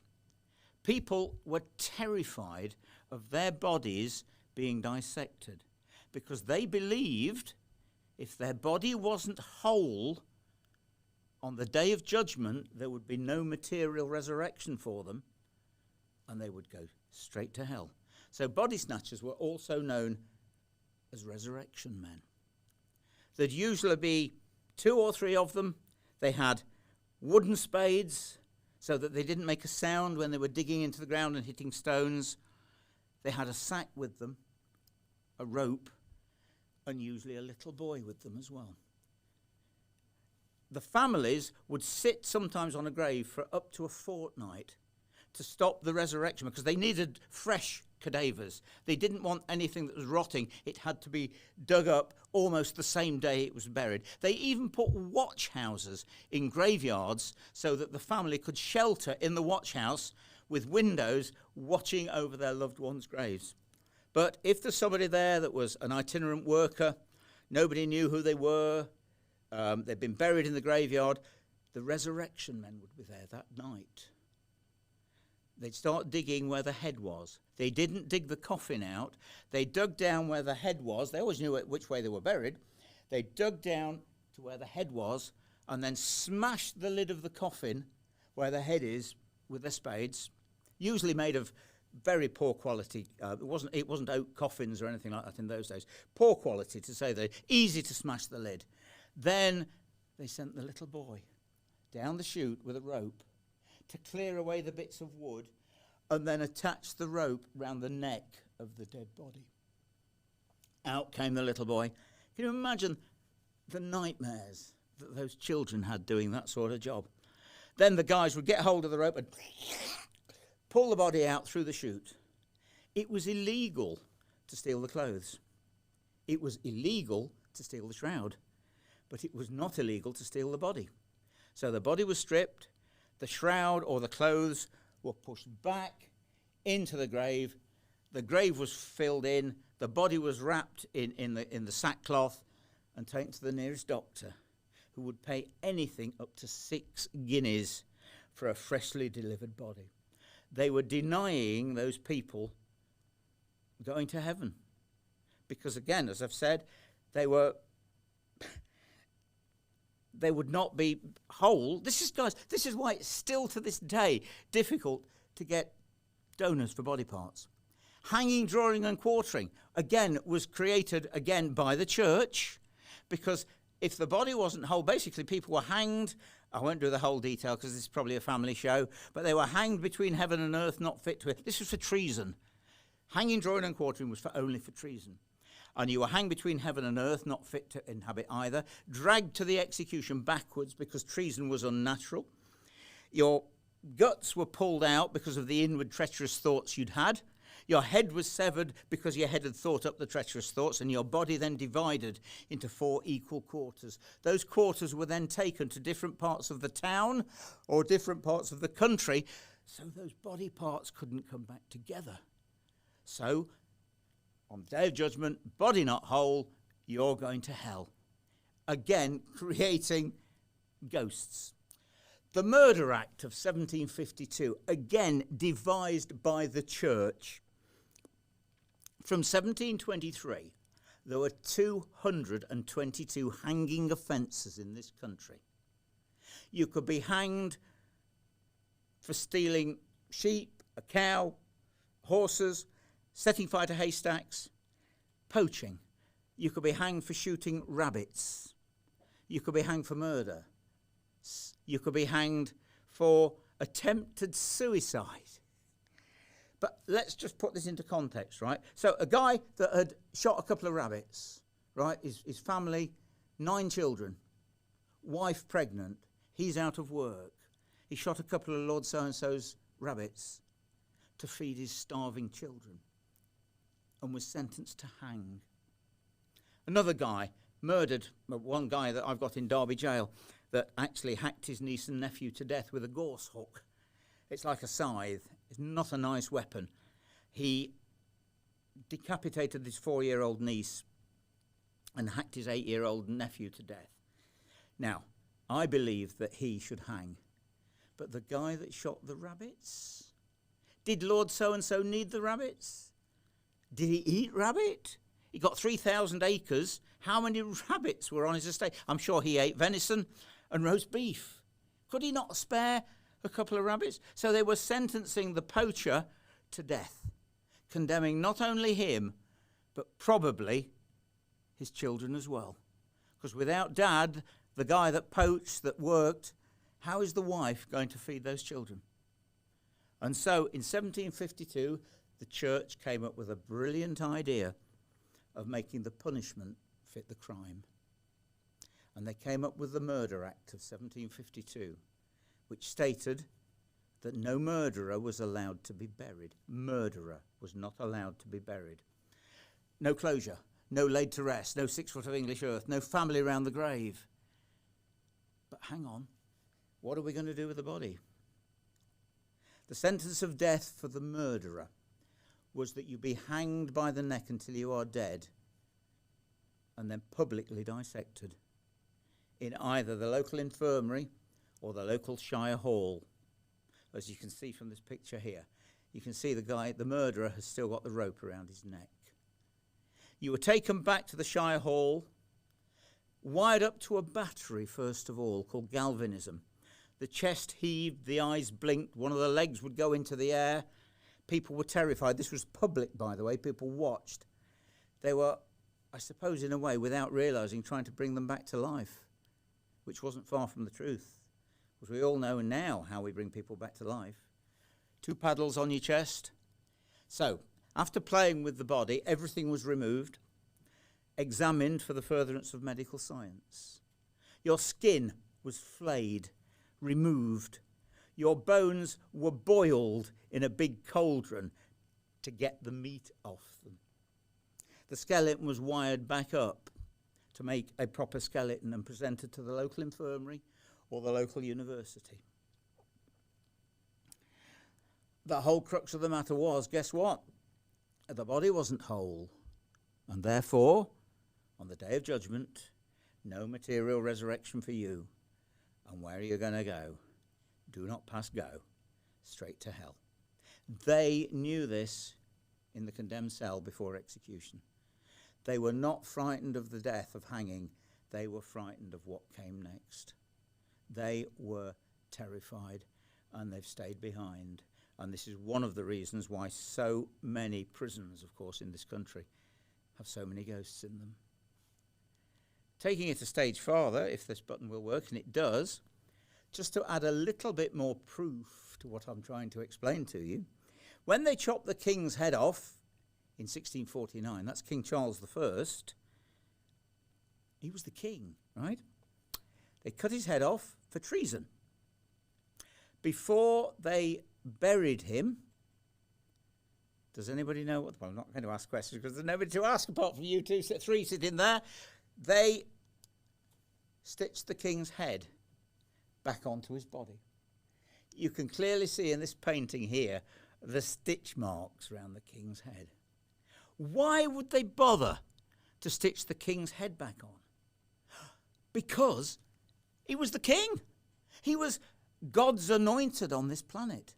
A little God put here by God to rule us until he died. And then when he floated up to heaven, of course, those gates were open for him. He had a little golden throne, of course, very close to God's. But if his head wasn't on his body wouldn't be whole, and on the day of judgment, there'd be no material resurrection for the king. And although they wanted to kill him, they didn't want to send him to hell. So they stitched his head back on. And hopefully hopefully King Charles I made it through the pearly gates. When Oliver Cromwell, who of course was responsible for the king's execution, a lot of Cromwellian soldiers, including Oliver Cromwell, signed the king's death warrant. And when the king's son came back, after Oliver Cromwell died after 13 years, his son took over and made a mess of it. Richard Cromwell, it didn't work. So they decided that they'd have a king again. And Charles II, the restoration, wrong bit there. The restoration came about and King Charles II was invited back. One of the first things Charles did was round up all the people that were still alive that had signed his father's death warrant and put them on trial for regicide. Regicide isn't killing Reggie. Regicide is killing the king, murdering the king, treason. Those that were still alive, not many of them, a third of them had fled to France, a third of them were dead, but a third of them were caught, tried and hanged, drawn and quartered for high treason. Of course, again, sending them all to hell. But Oliver Cromwell was dead. He'd been dead for 3 years. Didn't matter. They went to Westminster Abbey in King Henry VII's tomb where Oliver Cromwell was buried, and they dug him up. They took his body to Tyburn in London, which is where all the executions took place, it's where Marble Arch is now. They hanged Oliver Cromwell's dead body for 24 hours. They took Oliver Cromwell's dead body down and chopped off his head. They took his body 20 miles away and threw it in a cesspit. They took Oliver Cromwell's head and stuck it on a spike, as you can still see there to this day, and stuck it on London Bridge. Why? He'd been dead for 3 years. But of course, they didn't realise, they didn't know the time limits. Perhaps there was no time in the spirit world. And they thought that although he'd been dead for 3 years, they might just be able to catch his spirit before it got through the pearly gates and send it to hell.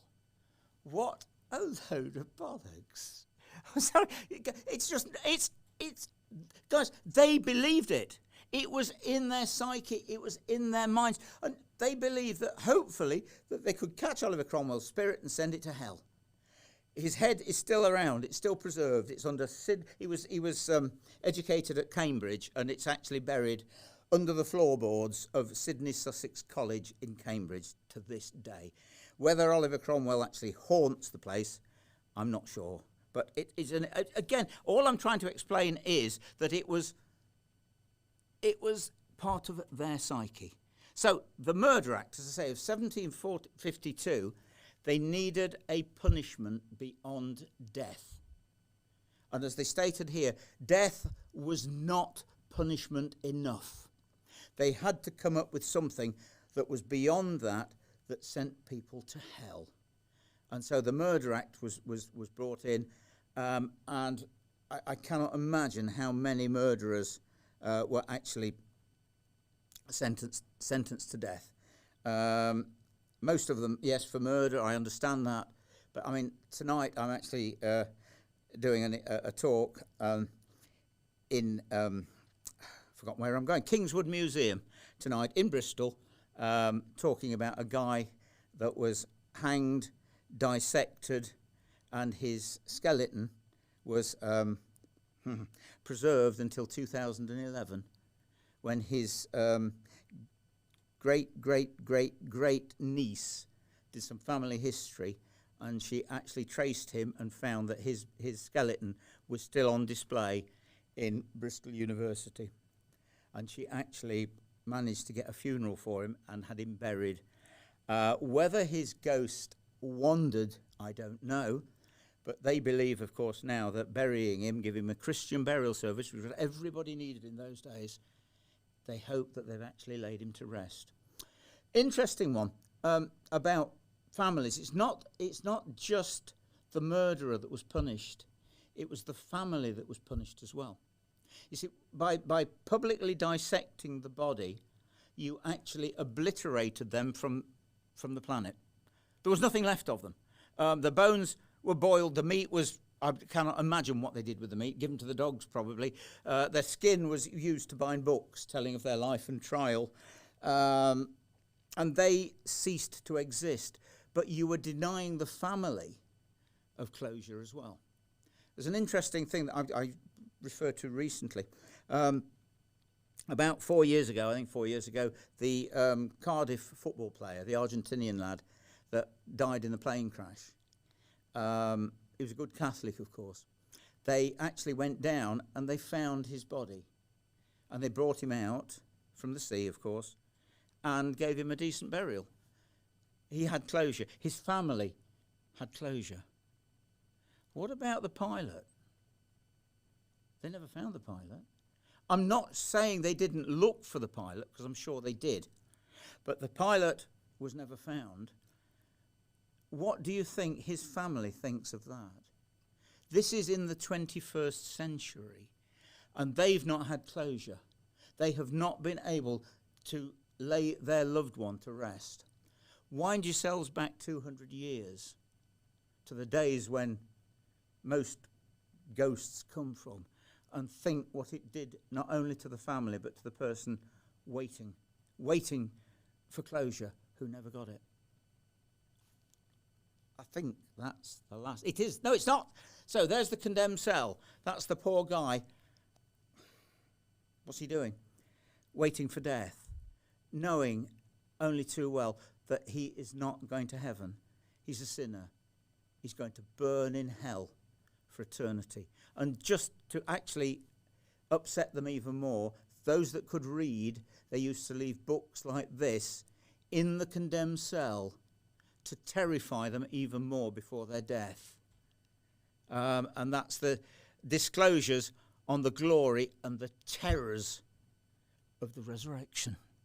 It's just beyond belief what we did to people in the name of whatever's in the sky. How we've tortured, murdered in the name of well, because my Santa Claus wears a green coat and your Santa Claus has got a red one. So I'm going to kill you for it. I'm going to torture you for it. And guys, we're still doing it today in the name of a spirit in the sky. It's incredible that we're actually singing from the same hymn sheet. The church, again, deny that there are ghosts. But they've got one. It's called the Holy Ghost. And we're singing from the same hymn sheet. Spiritualism is actually becoming the new religion. The church is on the decline, but people still want to believe that there's something else, that we go on to something else. I am totally convinced that we do go on to something else. I'd like to change the name from ghost to energy, but that's another talk for later. I'll just finish with this.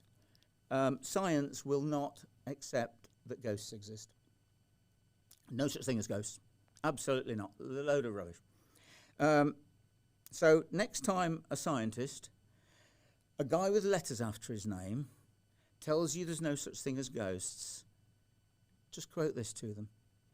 For the last 400 years, men with letters after their names, astronomers, have peered into the night sky, looking through their telescopes at ghosts.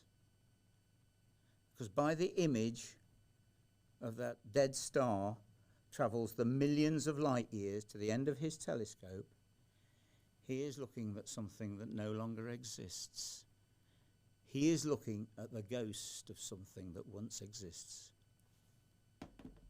There's no such thing as ghosts, are there, guys? Oh, yes, there are. Thank you very much.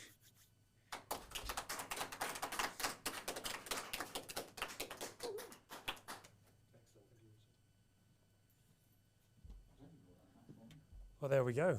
I was going to have some dinner after this, but after some of those pictures, I might not be. So that comes to an end of our first our first live, okay? So from now on, we're going to be doing this quite regularly. We ask you guys if you could like, share, subscribe to the page. And also, can you give us some ideas about what would you like to see talking about? So obviously today we've got the unexplained, but tomorrow could be absolutely anything. If you get hold of us on the page, it'll be great to see you, great to talk to you. And thanks again to all our talkers. And thanks again to Q Studios for having us. Thank you, guys.